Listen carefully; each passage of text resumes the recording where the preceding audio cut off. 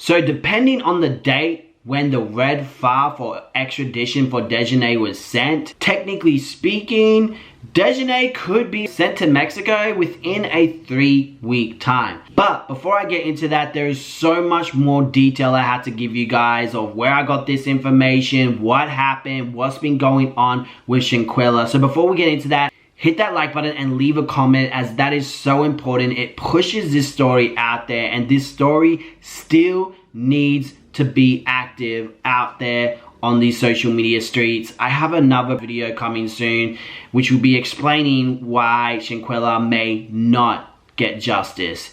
And statistically speaking, I'm not a person that believes in luck, but very, very lucky compared to many, many other families out there that years still don't have justice for their loved ones who have been logged off in Mexico. The United States State Department, what would you do if it was your child? Come on now. What would you want to see happen in this country if it was your child who was beaten to death on camera without clothes? November the 16th, no one has been arrested. The people who knew what happened to my daughter are living their lives. They have returned to work, and my family is left to wait.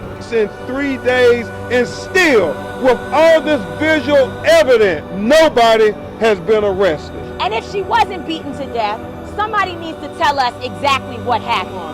And there are 6 people who were there who know the answers, and they need to be present somewhere where they are being asked and demanded of the truth. Last time, previously, the latest update we got was from the Mexico attorney, and basically they were building up a red file with all the evidence they needed to extradite Dejanae Jackson. Even after that, a lot of us were wondering what the hell is the holdup. But in the paperwork application, Mexico needs to charge it not as femicide, but as murder. Because they were being ping-ponged between the U.S. authorities and Mexican authorities. They got sick of it.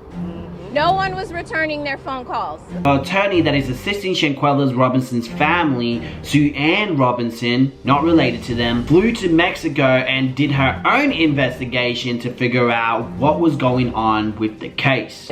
Not necessarily reinvestigating, but just trying to figure out the best avenues to go to for more information. They went to the police station, they went to the Mexican Red Cross, they went to the hospital where Dr. Katrina was working at. She went to see Shanquella's villa. I'm not sure if she had like access into it or anything, or if she was around it because it is like a gated community. Kind of talking to neighbors, canvassing the area for any witnesses or people who could offer information about what they saw. They even went to the U.S. consulate, who is supposed to be the liaison and the protection for American citizens abroad.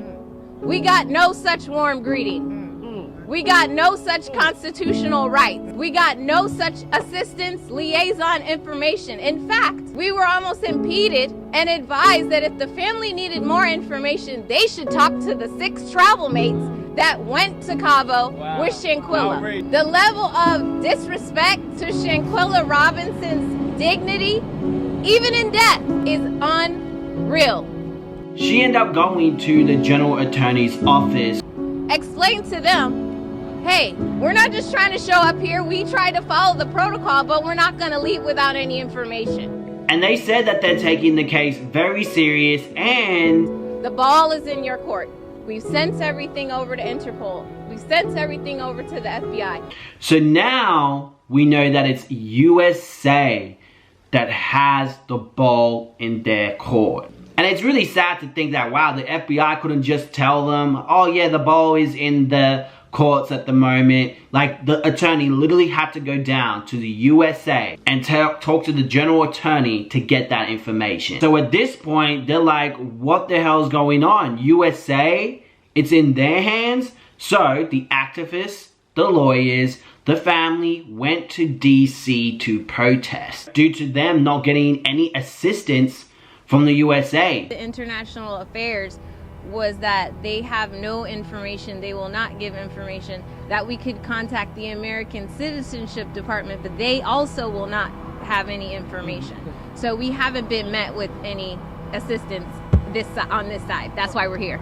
The issue now is that There has to be a high level of diplomatic intervention. And I say high level to be tongue-in-cheek because, to be honest, the highest level is right here. That's why we're here. President Biden, the head of the Department of Justice, the State Department, you've all got calls from our office and no answers. You've got letters. Let's do what's right by Shanquella Robinson, and let's always do what's right by black women. Yes. There was a lot that went down in this protest, so I'm going to give you some of the highlights and things that I found interesting, right? So Burke actually said there were text messages. Robinson had a head injury, that she was attacked, that they were joking about it, texting about what happened in the aftermath of the tragedy. But they never mentioned that to Miss Robinson. Now, I don't know if this is speculation because there's been to this day any receipts or any proof or evidence of them joking about the situation in text message. So I do feel that this is probably speculation or assumption. The FBI haven't given or told the family anything, so I don't know where they got this information about text messages of them joking about what happened to Shanquella. I'm not saying that it did not happen, I'm just saying where did he actually get that information from. Now while I'm editing this video, I do remember Sue Ann actually having access to that red folder with the receipts and evidence, etc. We've had the opportunity to review some of the packet. So there is a chance that she saw the text messages, and that's how he got the information. She went on a fact-finding mission to Mexico on their behalf after being advised by us that the Mexican authorities were not doing their job. That's what the U.S. said. The Mexican authorities were not doing their job in regards to investigating this crime. Now I'm really curious about this, where US authorities or whoever would actually say that. I'm not saying that they did not say that. I'm just saying from what I understand, I thought the FBI were like hand to hand working with the Mexican authorities. Yes. And he says, what we can inform you is the case is that the respective protocols and procedures are being carried out, that there is an excellent collaboration of what is being developed. But anyway, let's keep watching. Media would not let it die. Natalie Holloway was in our homes every day, and she should have been. Well, and so should Shanquella Robinson. Say that. And so should Shanquella Robinson. Right. Shanquella's mother even spoke, and her sister Quella even spoke, basically talking about how they feel that the system, the government, US system, has failed them. The feeling of disheartened to our government. I feel like our government has failed us. Now we got to take extra steps and measurements as far as rallies, as far as press conferences, mailing letters that I feel like we should not have to do. It's been 5 months and something should have been done. And she also feels, her opinion, didn't associate herself with drama. Okay, so I feel like whatever happened or the situation that took place at that villa, she was trying to leave and they wasn't trying to let her go. Now this is what she feels, this is what her opinion is. A lot of people did take this and run with it and like, oh my god, they didn't let her go. No, she's telling you guys that's how she feels. She feels that's what happened. Did it happen? We don't know until we actually get answers. Sleet or the snow until we get justice. And that's why we're going to go meet with the Department of Justice, and we're going to tell them they have the evidence. Yes, that's correct. They had evidence on day one when we saw the video. That's right. And this is the sad truth for a lot of people that get logged off in Mexico.